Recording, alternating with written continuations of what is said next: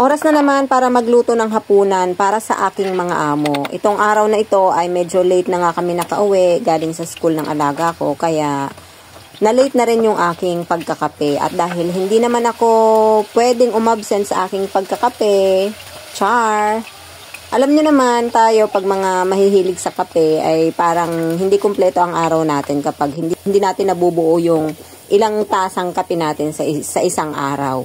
Kaya naman habang nagluluto ako ay sinabayan ko na rin ang aking pagkakape. At saktong-sakto dahil meron din akong tinapay na galing ng Pilipinas kaya masarap yung aking merienda. At habang ang pina-fry ko itong mga gulay na aking lulutuin para sa aking mga amo ay sarap din naman ang aking pagkakape. Sobrang hirap nga rin talaga mag-isip ng ipapaulam ko sa aking mga amo.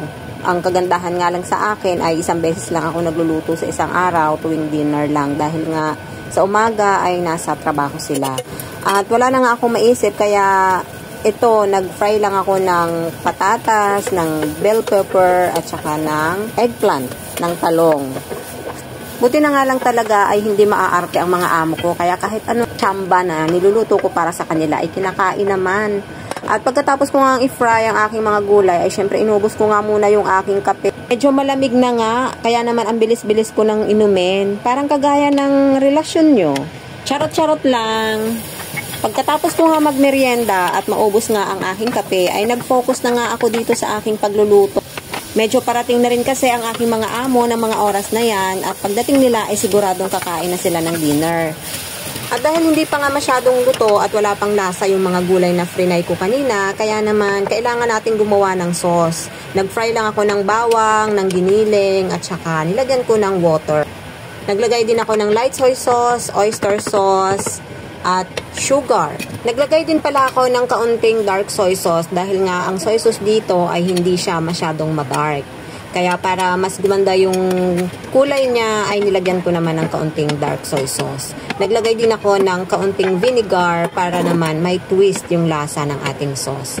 At nung maluto na yung sauce natin ay nilagay ko na nga yung aking mga gulay na frinay kanina at then minix-mix ko lang siya hanggang sa halo yung yung sauce at mga gulay. At niluto ko lang siya ng ilang minuto and then pagkatapos ay nilipat ko lang din siya sa isang malinis na plato. And ready to serve na. Meron na tayong isang dish. So, kailangan pa natin ng isa.